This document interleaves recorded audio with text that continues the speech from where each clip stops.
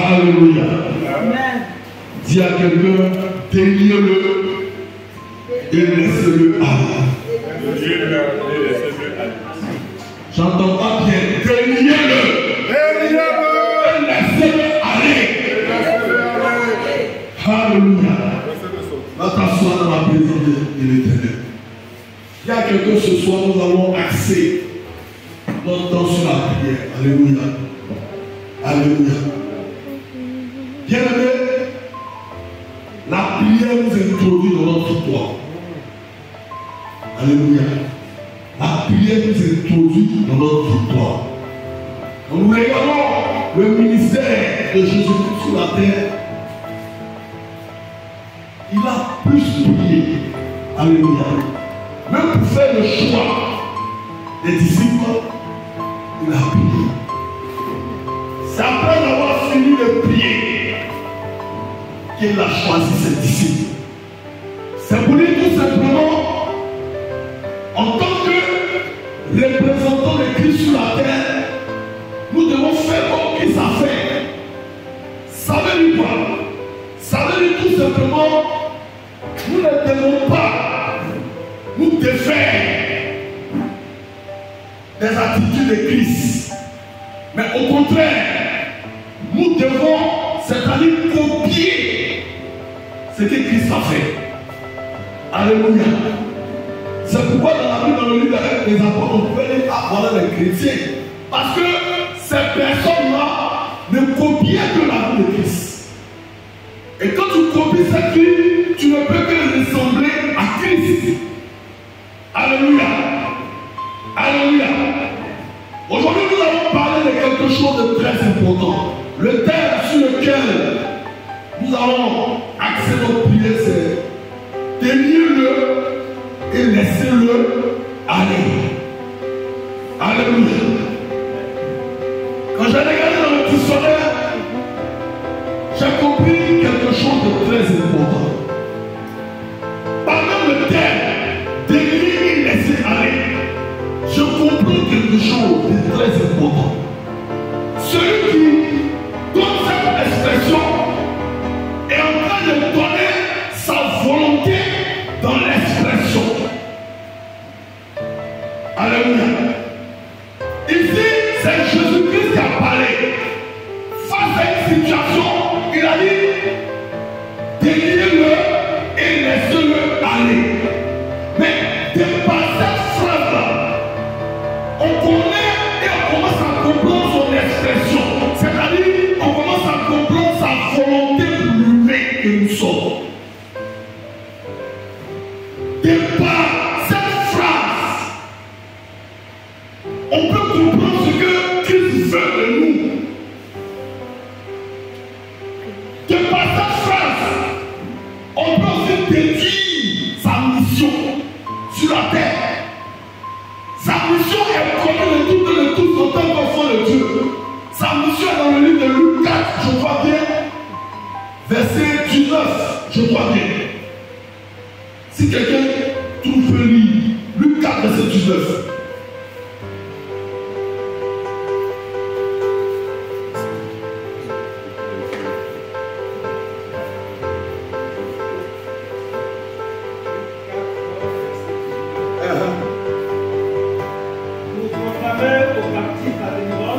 Pour proclamer aux captifs la délivrance et aux aveugles le recouvrement de la vue.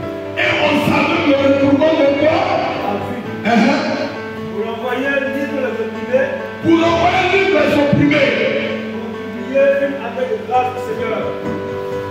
Pour publier une année de grâce du Seigneur. Alléluia, gloire au Seigneur. Accordez. Alléluia. Regardez. J'ai lu ce verset, j'ai compris la mission de Jésus-Christ sur la terre. Sa mission sur la terre, c'est de nous sauver des griffes du malin. Parce que le malin était parachuté sur la terre. On dit qu'il a animé d'une colère. Et sur la terre est la juridiction de l'homme. Alléluia. Donc, mais quand Satan vient, animé d'une colère, il vient poser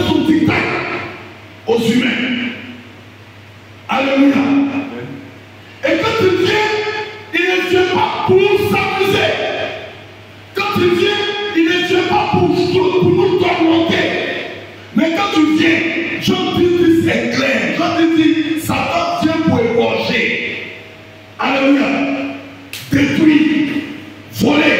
Mais je demande à quelqu'un ce soir, quand quelqu'un dit il vient pour égorger, détruire, voler, je te pose la question ce soir. Tu penses qu'il est venu s'amuser? Hein? Il n'est pas venu s'amuser. Il n'est pas venu jouer.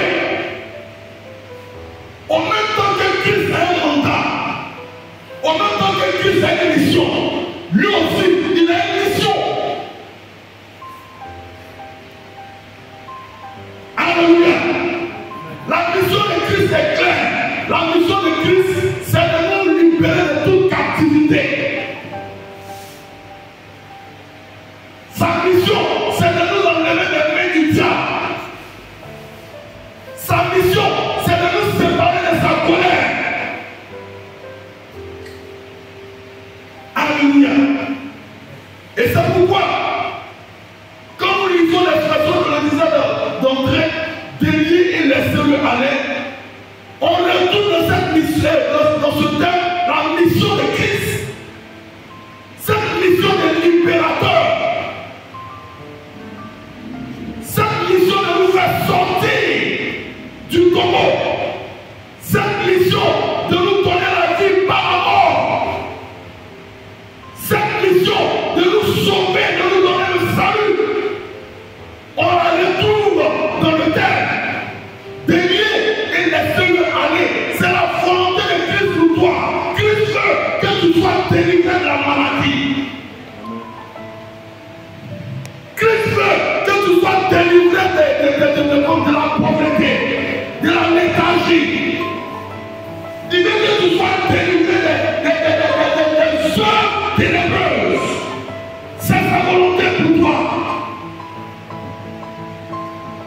Regardez, quand on dit délier veut dire libérer quelqu'un de ce qui le lie à quelque chose, l'homme dégagé. Alléluia. Délier en grec c'est lourd, qui signifie relâcher personne, rendre cette personne libre. Dis à quelqu'un, rendre cette personne libre. Parce que quelque part, cette personne était dans une prison. Parce que quelque part, cette personne était maintenue par les liens de la mort.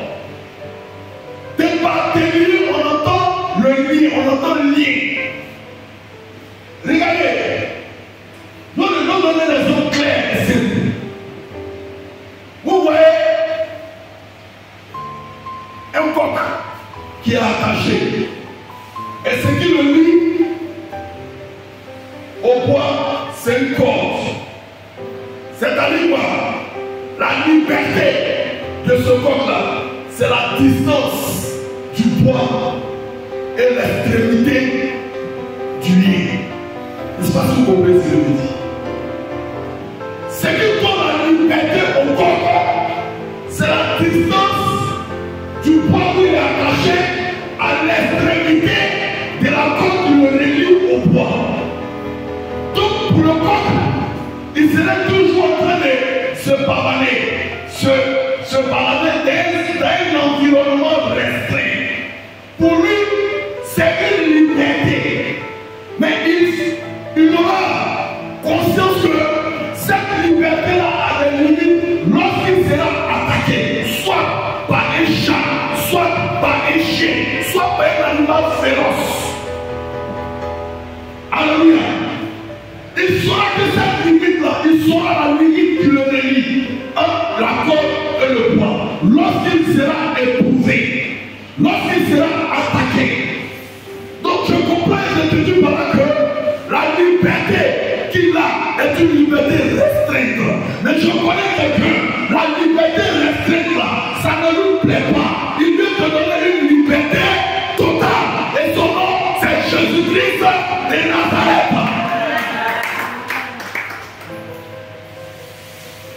Il veut te donner une liberté totale. Avec lui, il n'y a pas de demi-liberté.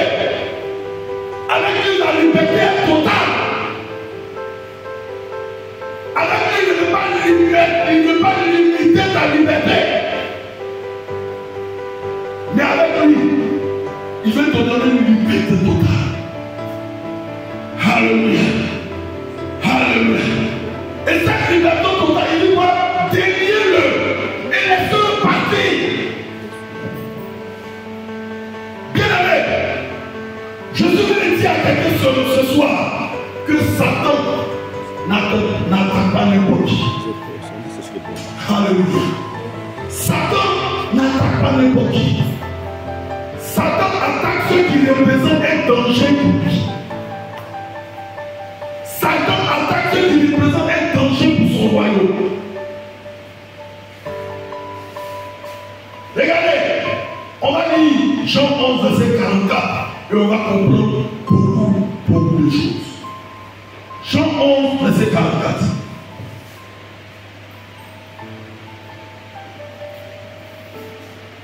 Jean 11, le verset 44. Et le mort sortit. Et le mort sortit. Les pieds et les mains liés de bandes. Les pieds et les mains liés de bandes. Et le visage enveloppé d'un Reprends. Et le mort sortit. Et le mort sortit, écoutons bien la partie. Les mains et les pieds liés. De quoi? Les mains et les pieds. Des mains et quoi? Les pieds liés. Et les pieds quoi? Liés. Liés De bandes et le visage enveloppé d'un linge. Et le visage enveloppé de linge. Dis à quelqu'un, regarde ce que l'ennemi fait. Regarde ce que l'ennemi fait. Alléluia. Alléluia. Jean 11, 44. Cette histoire est l'histoire de quelqu'un que la Bible a signifié Jésus aime. Et c'est l'histoire de Lazare. Alléluia. Peuple de Dieu. Lazare, c'est l'ami de Jésus, comme le signifie la Bible. La Bible dit, Lazare est le frère de Marthe et de Marie. Au soir de la vie de Jésus, c'est-à-dire les temps où on devait prendre Jésus pour aller le crucifier, il est allé chez Lazare, dans la famille de Lazare, à Béthanie. Alléluia. Il était tellement pressé. Les gens le cherchaient pour le tuer. Il allait se réfugier dans cette famille. Et dans cette famille où il est allé, cette famille-là l'a tellement bien accueilli qu'il se sentait à l'aise là-bas. Alléluia. C'est là-bas il y a une histoire de Marc qui disait à Jésus, mais tu ne dis rien quand Marie ne met pas aux tâches, comment on appelle ça même là, de la cuisine. Tu ne dis Jésus dit quoi? Marie a choisi quoi? La bonne part. Mais cette histoire-là s'est passée dans, comment on appelle ça même là, dans la maison de Lazare. Alléluia. C'est-à-dire Jésus avait pour habitude d'aller dans cette maison. Et cette maison-là est située où? À Béthanie. Alléluia. La Bible dit, pendant que Jésus a quitté la maison, qu'il était parti faire sa mission, derrière lui, Lazare est tombé malade. Et on a envoyé quelqu'un dire à Jésus, mais Jésus, ton ami que tu aimes est malade. Vous savez, les gens pensaient que quand ils vont dire ça à Jésus, c'est ça qui va le presser. Mais Jésus venait dire à quelqu'un, Lazare est malade, mais Jésus n'a pas dans sa main quelque chose pour Lazare, des guérisons de maladies. Alléluia. Mais Jésus a dans sa main la résurrection pour Lazare. Alléluia. Donc Jésus permet que Lazare meure pour qu'il puisse se glorifier. Je ne sais pas si je me fais comprendre. Parce qu'on dit quoi?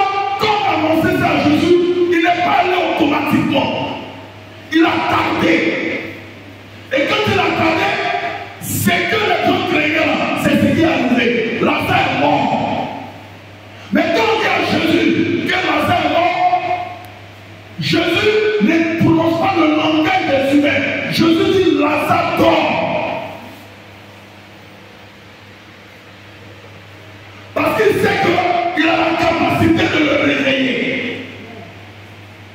Pour ta situation, je suis venu te dire, cette situation que tu penses qu'elle est grave, je te dis, cette situation-là, ce n'est pas pour la mort. Cette situation, ce n'est pas pour la mort. Cette situation est un passage évident pour toi.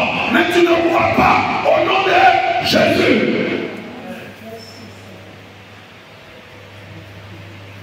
Cette situation-là, si tu la traverses, comment est-ce que tu vas témoigner? Demande ça à quelqu'un. Si je ne traverse pas la situation-là, comment est-ce que je serai témoin?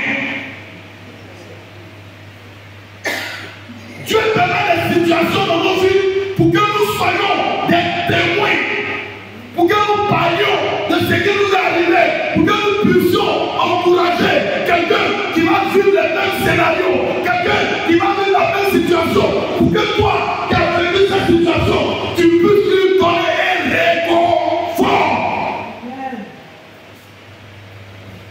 Alléluia.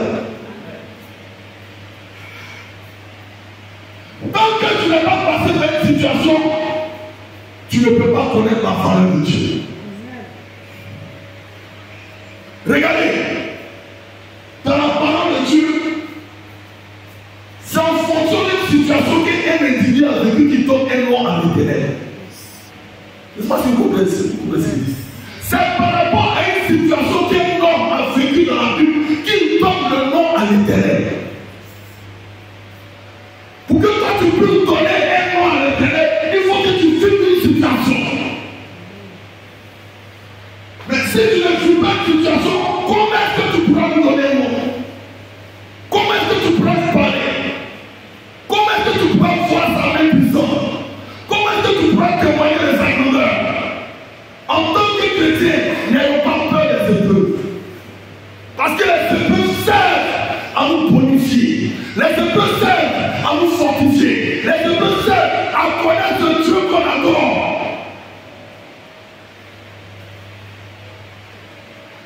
Alléluia.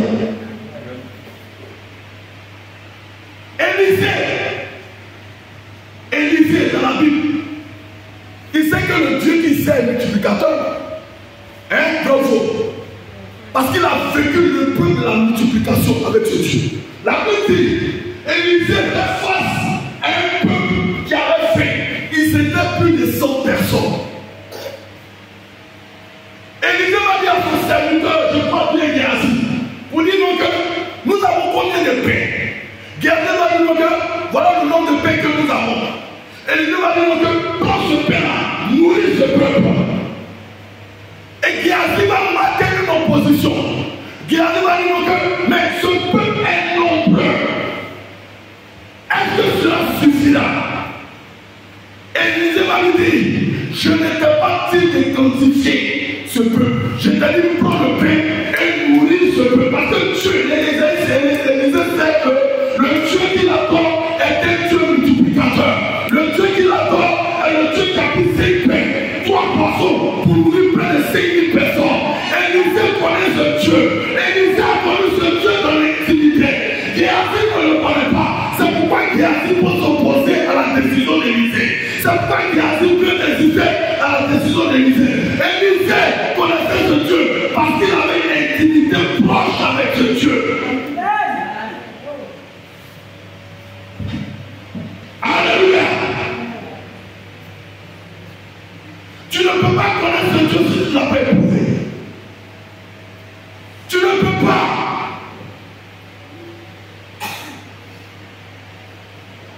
Aujourd'hui, quand tu sors de ta maison, quand tu annonces l'évangile, qu'est-ce que tu dis? C'est de là où l'Éternel t'a enlevé que tu peux pour parler, vrai ou faux?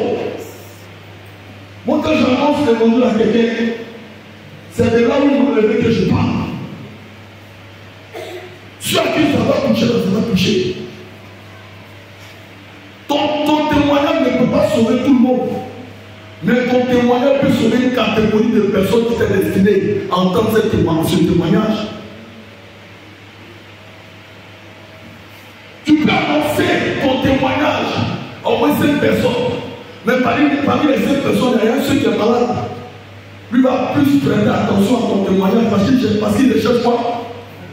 Il recherche la guérison. C'est pourquoi la Bible dit on peut donner, on ne peut que donner ce qu'on a. On ne peut donner ce qu'on a. Donc l'Éternel, il va t'éprouver pour que tu puisses le connaître. Regardez ce qui va se passer. On dit que Jésus a tardé pour venir. Mais quand Jésus a tardé pour venir, il y a quelque chose qui s'est passé. Il y a quelque chose qui s'est passé. Lazare est mort. Quand Lazare est mort, ils l'ont mis dans un tombeau. Quand ils l'ont mis dans un tombeau, ils l'ont lié des cordes. La Bible dit quoi? Ils ont lié ses mains. Ils ont lié quoi encore? Ils ont lié ses pieds. Ils ont lié quoi encore? Ils ont lié sa tête. Et l'ont mis dans le tombeau. La Bible dit, quand Jésus s'est retourné devant le tombeau, il a dit quoi? Lazare, sort! Jésus a manifesté l'autorité. Je veux dire à quelqu'un, est-ce que tu manifestes l'autorité devant les épreuves? Est-ce que tu manifestes l'autorité devant les épreuves? Parce que quand tu acceptes Jésus-Christ comme Seigneur, comme Sauveur, il dit quoi? Je te donne le pouvoir. Le pouvoir qu'il te donne, c'est l'autorité. Donc la seule chose qu'il attend de toi, c'est que toi, en tant qu'enfant de Dieu, tu manifestes cette autorité-là. C'est comme un policier qui a une dotation, qui a une arme. Il est tellement un voleur si qui avait. Et le voleur le menace. Je pense que si c'est de vous, qu'est-ce que vous allez faire? Quand un policier qui a une arme, le voleur aussi de l'autre a une arme. Il te menace dans ta langue, tu fais quoi? Il te pose la question. Hein? Tu te défends. Est-ce que tu vas voir? Tu vas prendre ton téléphone. Tu vas appeler le président de la République. Tu dis, allô? Je suis devant un voleur là. Il a une arme, il fait quoi? Est-ce que tu as fait ça? Pendant que tu es en train d'appeler la longtemps, tu as allumé. C'est pourquoi, avant de donner l'arme, on t'apprend à tirer. C'est pourquoi, avant de donner l'arme, tu fais plusieurs exercices, papa, dans le faux. Pour que tu puisses savoir la manipuler.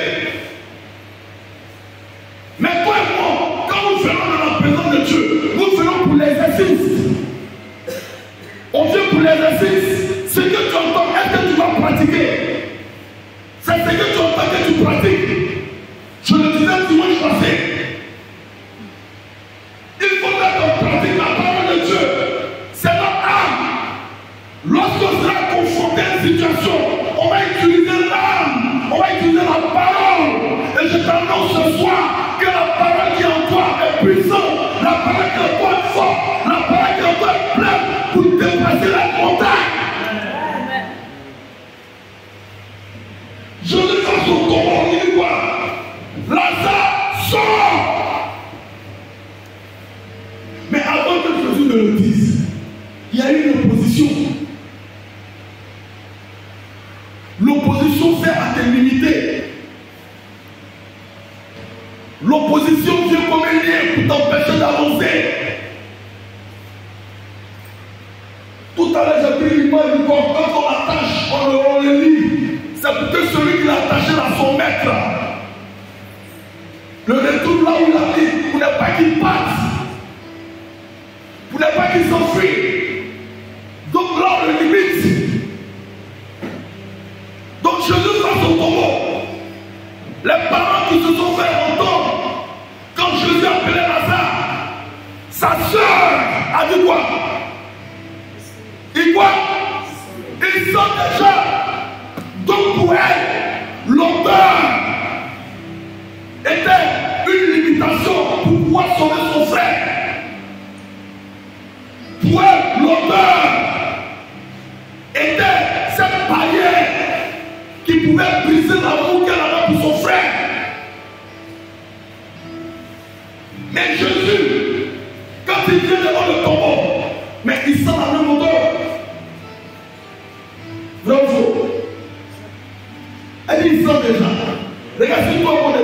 chose. Ta nez, j'ai né. Tu as nari, j'ai nari. Si ce que tu sens là, est-ce qu'elle ne sent pas ça? Mais moi, quand je sens ça, en réalité, ce que je vais chercher là, ce n'est pas l'odeur qui me bloque. Donc, ce que je vais chercher là, je dépasse l'odeur. Ce que je vais chercher là, je ne calcule pas l'odeur. Mais toi, ce qui te bloque, c'est l'odeur. À cause de l'odeur, tu ne peux pas avancer. Parce que tu dois y sentir déjà. Mais Jésus a dépassé les odeurs. Son amour a dépassé les odeurs. Il a sa sort. L'odeur s'est poussée.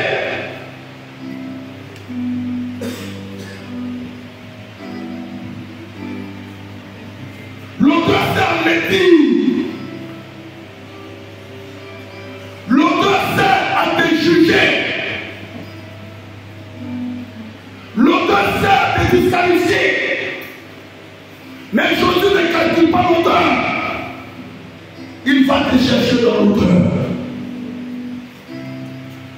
Jésus ne calcule pas si tu n'es pas allé à l'école.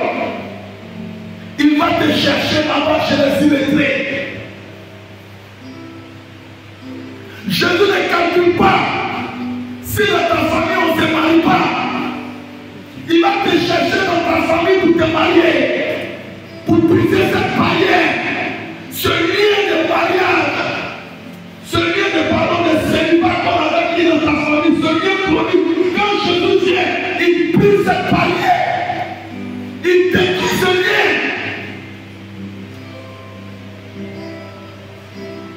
Il est en train de dire par là que rien ne peut l'empêcher lorsqu'il veut te sauver. Que rien ne peut l'empêcher lorsqu'il veut aller te chercher. Et ils sont déjà.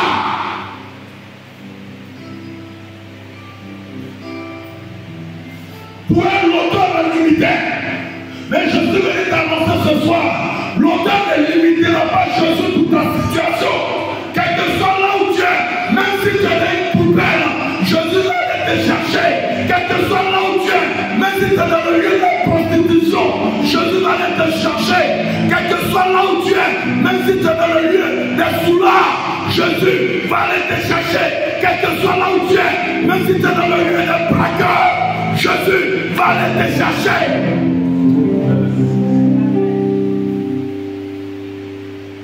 Alléluia. Il est délireux et laisse-le aller. Mais avant que Jésus ne te délivre, il y a quelque chose qui s'est passé. On a fait le constat que tes mains sont liées.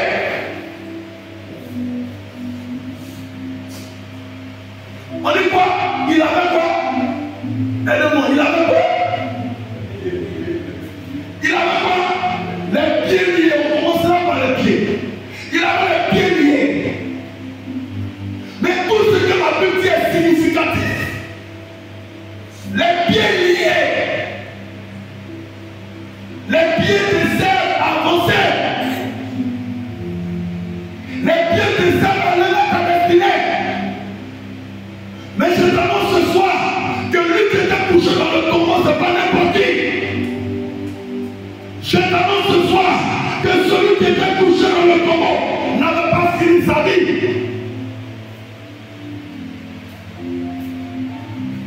Regarde, quand Satan précipite les choses, Jésus prend ce qu'il a précipité pour te glorifier. Quand il précipite les choses dans ta vie, Jésus prend ça pour se glorifier. Il dit si Lazare est mort, c'est pourquoi? C'est pourquoi? C'est pour ma gloire. Il est en train de dire par là que là où l'homme veut se glorifier, la limite de la mort est arrêtée. C'est lui seul qui détient la résurrection. De toi, moi aujourd'hui, si lui ne donne pas la permission de la résurrection, est-ce que Mahomet a ressuscité? Hein? Est-ce que Mahomet a ressuscité? Quand Jésus permet la résurrection, c'est parce qu'il se glorifie. Quand une situation est intenable dans ta vie, Quand une situation est impossible dans ta vie, je suis venu te dire ce matin, c'est parce que Jésus veut se glorifier. Quand les gens disent dans ta famille, on ne se marie pas, depuis des années, je suis venu te dire, pour ta situation, Jésus veut se glorifier. Quand il est dans ta famille, il n'y a pas pasteur, dans ta famille, il n'y a pas prophète, je suis venu te dire ce matin, c'est pour que Jésus te glorifie dans ta vie. Moi, dans ma famille, il n'y a pas pasteur. Dans ma famille, il n'y a pas pasteur. Mais Jésus nous a pris un coup, ma grande soeur, il nous a pris pour le ciel.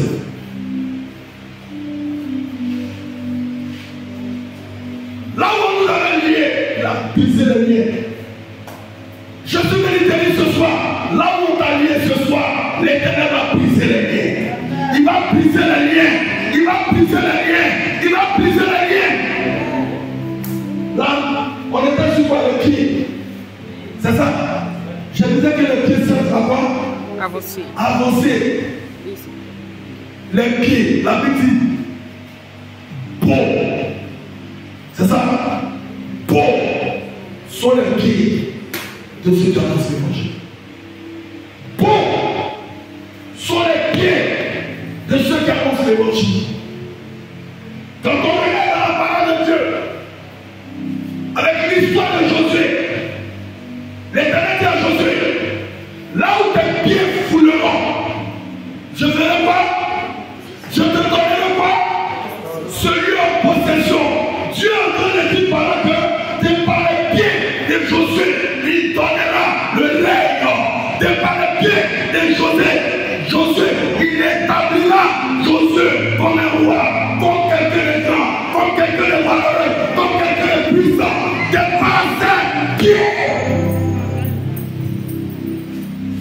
Par ses pieds.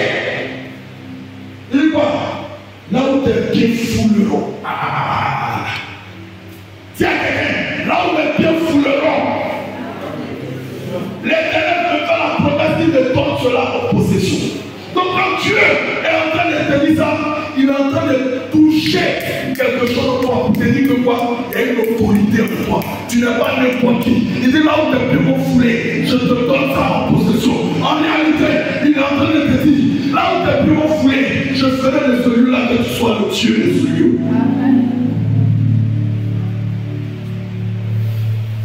Mais en tant que chrétien, pourquoi on a peur que nos pieds foulent la tête qui nous a fait? Pourquoi on a peur en tant que chrétien que nos pieds foulent le village chalut de nos parents? Comme à Libye, on a lié dans mon village à Manga Sosimo, il ne peut pas aller là-bas. Dans mon village, on dit au tunnel dessus là-bas, il ne peut pas aller. Et un jeune n'avait pas, il était qu'il a une dans la vie. Mais regarde, toi tu n'es pas ce jeune, toi tu n'es pas cette jeune fille. Toi, tu transportes en toi l'Éternel des armées. Il dit quoi? Ce que moi je lis, personne ne peut délier. Ce que moi je délie, personne ne peut lier. Je t'annonce ce soir, si tu avais peur dans notre village, ce soir, je vais te dire, comment ça fait tes parents? Tu ne veux pas ton cas, dis à l'Éternel protège-moi. Tu verras comment tes ennemis vont tomber. Tu verras comment les sorciers de ton village vont tomber. Ils seront étonnés de moi. Ils seront étonnés de moi. Parce que quand tu vas, tu n'es plus seul, tu transportes l'Éternel avec toi. Il dit tout tes pieds fouleront. Lui l'Éternel, il va te donner ça en possession. Donc dis à quelqu'un, je ne suis pas n'importe qui. Regarde, dans le calendrier, il dit, là où tes pieds vont fouler, il te donne. Donc l'Éternel est en train de rassurer Josué pour dire, de la même manière, j'ai été avec Moïse, c'est pour ça que je serai avec toi. Donc n'aie pas peur de tes ennemis. Tes ennemis ne pourront point. N'aie pas peur de tes ennemis. Tes ennemis ne pourront rien faire. Lève-toi. Je suis avec toi. Alléluia. On est avec toi.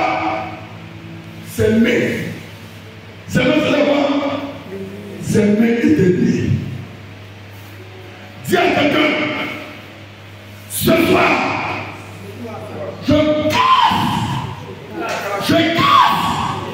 tous les liens qui maintenaient mes mains. Regarde, les mains de l'homme servent à l'homme de vivre. Tes mains te servent à travailler. Tes mains te procurent la richesse. Mais on dit les mains de Lazare étaient liées. Une chose, Lazare connaît la résurrection. Mais il avait les mains liées. Pour que Lazare soit opérationnel, il faut qu'il ait quoi? Les mains liées. Les mains servent à l'adoration. Les mains symbolisent la prière. La Bible dit, autant que Aaron et Hur maintenaient la main de Moïse, le peuple d'Israël était quoi? Était victorieux. La main symbolise la prière. Je suis venu dire à quelqu'un, quelque part tes mains sont liées. Quand tes mains sont liées, tu es toujours prêt à les mettre à tes mains.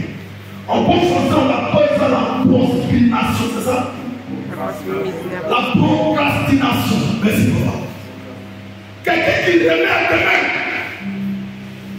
il est en train de dire à Dieu, mes mains sont liées. Jésus n'a pas les mains à tes mains. Quand il était face au tombeau de Lazare, il est venu, il a dit, Lazare, sors! N'accepte pas que tes mains soient liées. Quelqu'un qui a les mains liées, c'est quelqu'un qui a baissé dans la prière. On dit autant que la main de Moïse était maintenue par Josué, le peuple d'Israël était dans la victoire. Alléluia. Alléluia. Alléluia. Regardez.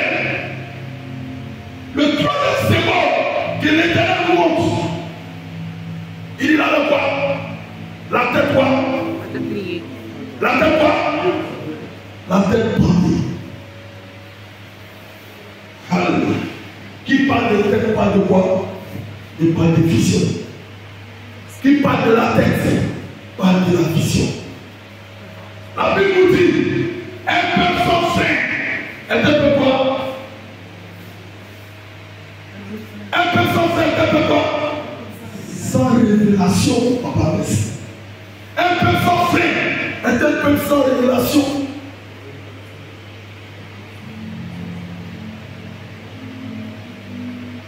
Quand tu es un homme que tu vas aller loin, et une vision. Je te pose la question ce soir, quelle est ta vision? Quand l'Éternel se révèle à Moïse, il dit, fais comme j'étais. Moïse devait réaliser quoi? La tente d'assignation. C'est ça? Le modèle de quoi? Le modèle du temps. Et c'est dans son sommeil, c'est ça? L'Éternel va dire, fais comme ce que je t'ai montré. Donc ça veut dire par là que quand tu es un homme, quand tu acceptes Jésus, il faut que tu aies une vision. Quand tu n'as pas de vision, tu n'iras pas loin. Quand l'Éternel se révèle à Jérémie, il dit à Jérémie, qu'est-ce que tu vois? Quand la tête de Lazare était bondée, la tête de Lazare était bondée parce que tout simplement, l'ennemi ne veut pas que Lazare ait une vision. Regarde, Lazare avait une grande vision, mais cependant, il était quoi? Dans les lieux de la mort. Mais après que Jésus ait ressuscité Lazare, regardez, il y a quelque chose que je vais vous dire. Allez faire les recherches. J'ai fait les recherches. On dit Lazare.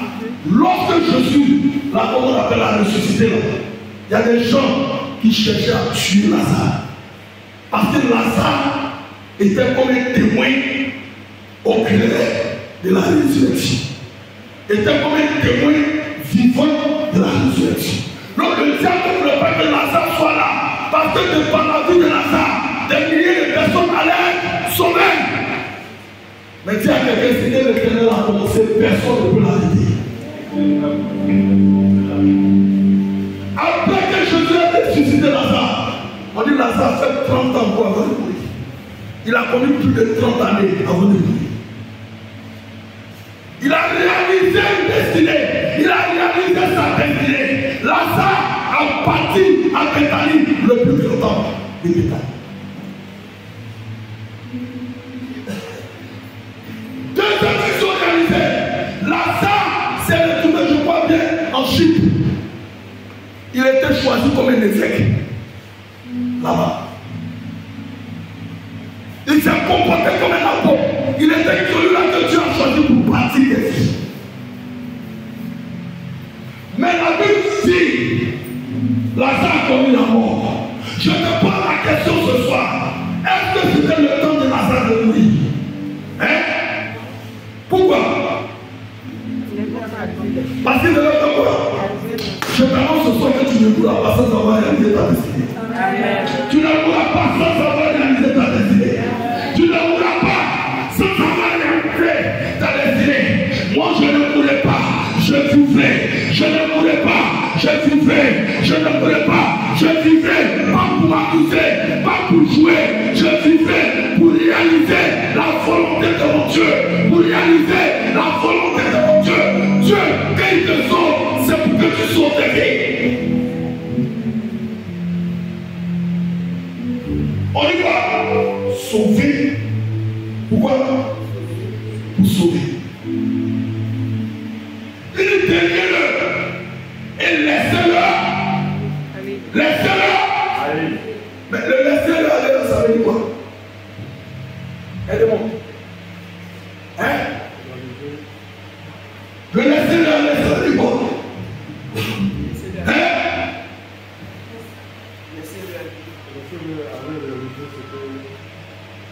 Laissez-le aller réaliser la volonté de Dieu. Quand Dieu te libère, c'est pour que tu réalises sa volonté. Quand Dieu te sauve, c'est pour ne pas que c'est pas comme une manière forcément. Il te sauve pour que tu puisses réaliser sa vision. Alléluia. Et cela est clair. On va pas lire. On va pas lire. Exode 7, verset 1. Exode 6, verset 1. Lisez les deux portions d'écriture. La Bible dit, face à la libération du peuple d'Israël, Pharaon est venu comme un blocage pour libérer, pour pouvoir s'opposer à la libération de ce peuple. La Bible dit, Dieu a choisi Moïse. Et quand Dieu choisit quelqu'un, il lui donne une vision.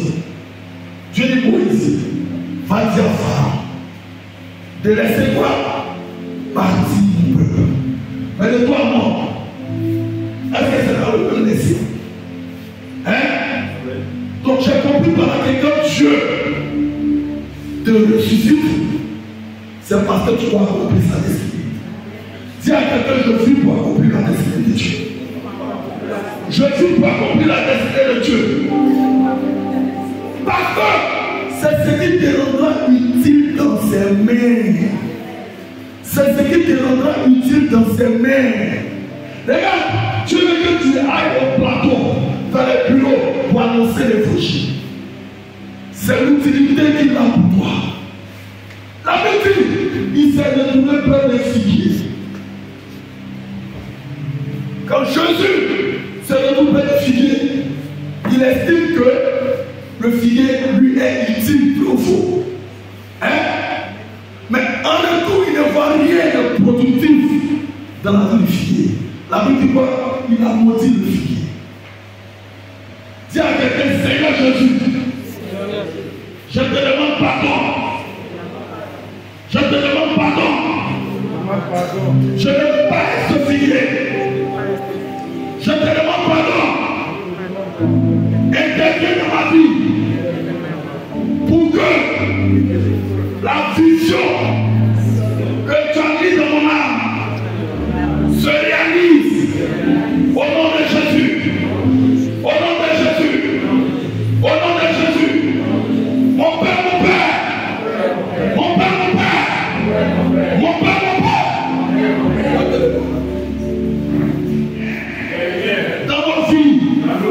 Ce soir, Éternel, nous te demandons pardon. Nous te demandons pardon. Aie compassion de notre vie. Aie compassion de tout ce que nous avons dû faire. Aie compassion de nos fautes.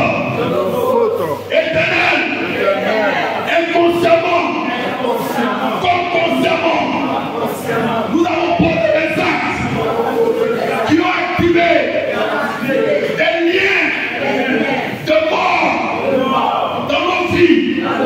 Ce soir, nous te demandons pardon. Demande pardon à l'Éternel. Demande pardon à l'Éternel.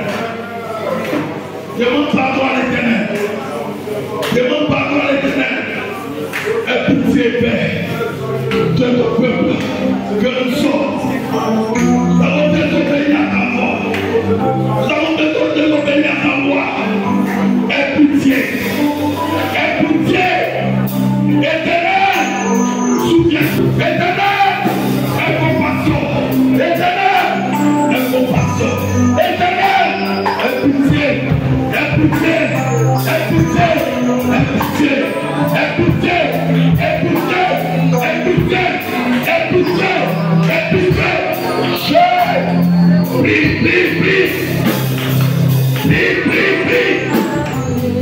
Alléluia. Acclame le Seigneur. Acclame le Seigneur. Alléluia. Ça veut dire, quand j'ai lu cette portion de l'Écriture, je me suis réjoui. La Bible dit, lui que l'Éternel approuve, lui l'Éternel, il va disposer quoi? Même ses ennemis. Alléluia. Vous avez bien vu ça?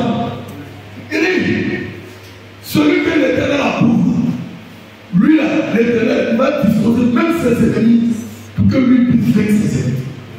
Je t'annonce ce soir que l'Éternel a pris plaisir à ta vie. Alléluia.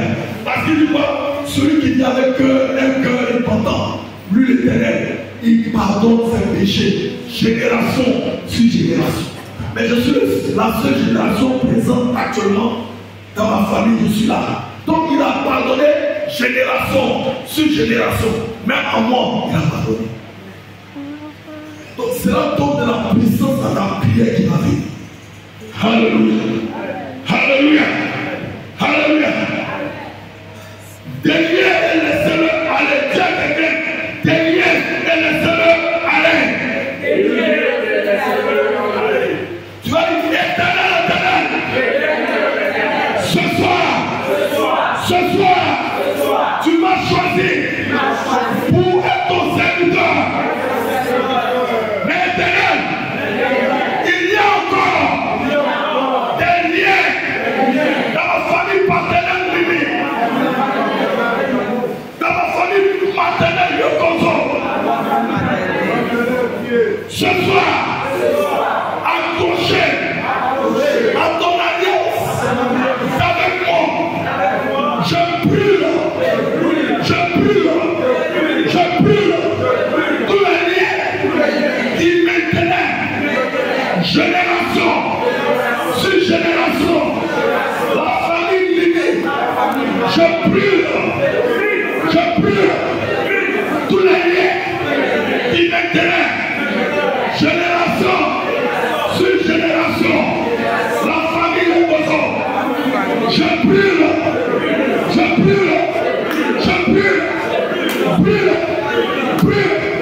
Il est dans la prie.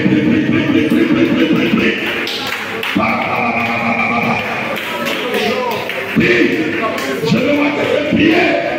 Prie ce soir. Prie les liens qui te maintenaient en captivité. Prie les liens qui maintenaient l'amour de Père et de famille. Prie les liens ce soir.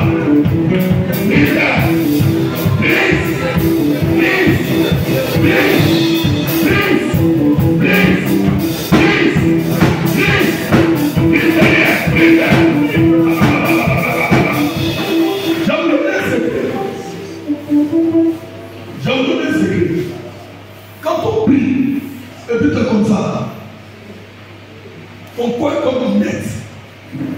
Donc donne un mouvement à ton corps. Donne à ton corps un mouvement de vie. Quand tu pries d'un combat, regarde, tu es comme ça. Tu bouges comme ça. Tu mets ton corps en feu. Tu mets ton corps en feu. La Bible dit nous sommes une boule de feu. Alléluia. Alléluia. Regarde. La Bible dit encore, la Bible dit nous sommes des flèches dans le carquois de nos pères. Nous sommes des flèches dans le carquois de nos pères. La flèche est prête à être utilisée. Quand le chasseur fait comme ça, quand il fait comme ça, est-ce que la flèche est en mouvement? Hein? C'est-à-dire qu'il enlève. C'est un mouvement pour pouvoir atteindre ses ennemis. Donc quand tu en prière, sois en mouvement, tu vas déclencher les choses. Le mouvement que tu fais faire tomber les maladies. Le mouvement que tu fais faire tomber la défaite. Le mouvement que tu fais t'introduire dans les lieux où tu ne peux pas être.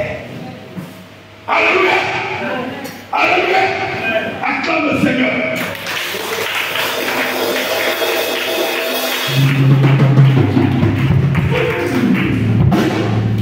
Seigneur Jésus, tu as dit dans ta parole que tu es fort que celui qui est dans le monde.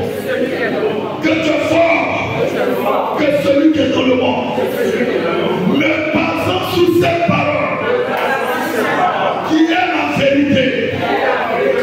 Dans ma famille paternelle Lili, dans ma famille maternelle Yokozo, il y a des enfants qui nous maintiennent sur le jour de l'esclavage par des liens de mort éternel, même moi qui dis c'est toi qui es mon Dieu, c'est toi qui es mon Dieu, et mon sauveur, m'appuyant sur l'alliance qui me fait cohériter dans le Christ, que l'enfant soit lié ce soir, qu'il tombe et meurt au nom de Jésus-Christ. Tu l'enfant de ta famille. Prie qu'il meurt, qu'il meurt, qu'il meurt, qu'il meurt. Je tue l'enfant de ma famille. Il est là, il est là. Il est là, il est là. Il est là, il est là. Il est là. Chaka, chaka, chaka. Attaque dans la paix. L'enfant, il tombe sur toi. Il tombe sur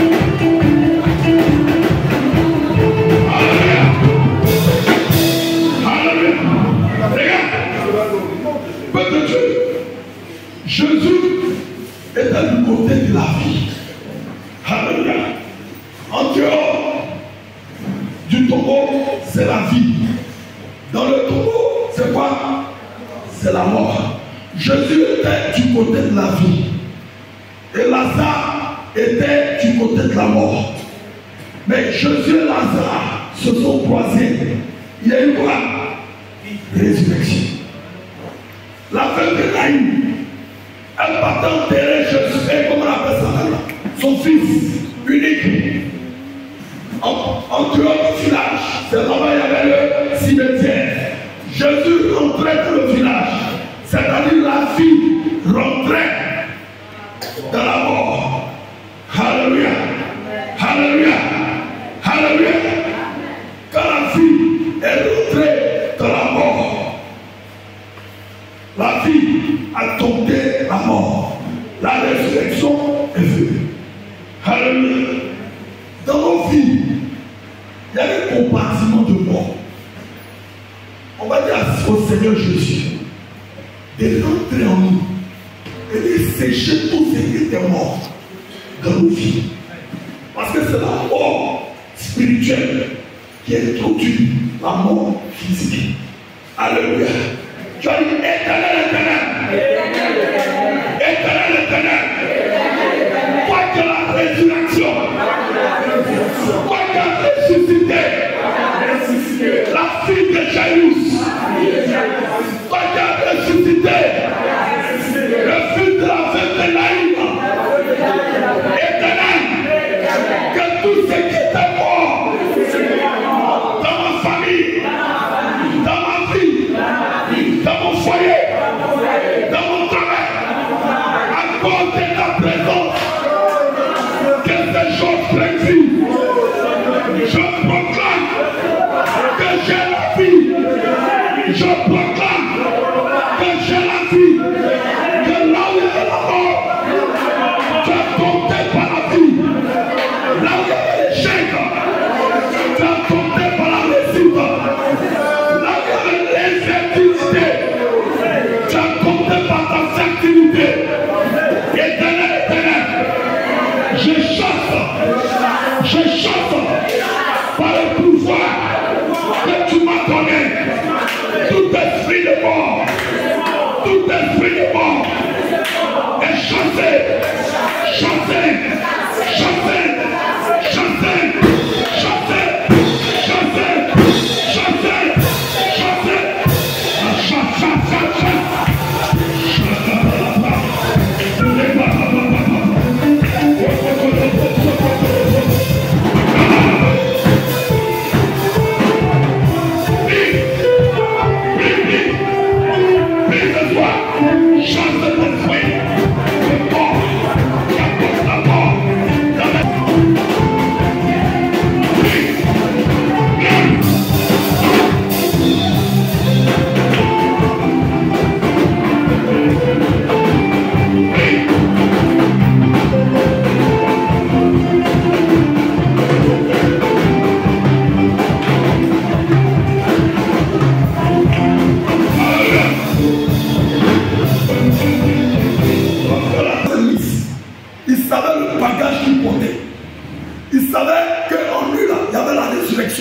il savait que la force de la résurrection devait sortir de lui. Et pour aller dans le tombeau, pour aller chercher un mort.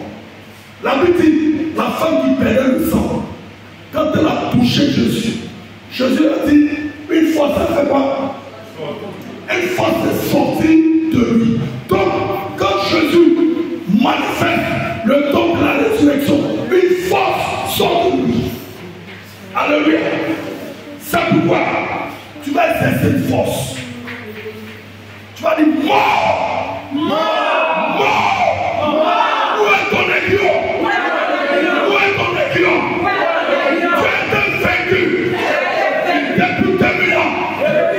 À mon Seigneur, Jésus-Christ de Nazareth. Mort, où est ton aiguillon? Où est ton aiguillon? Tu ne domineras pas. Tu ne domineras pas.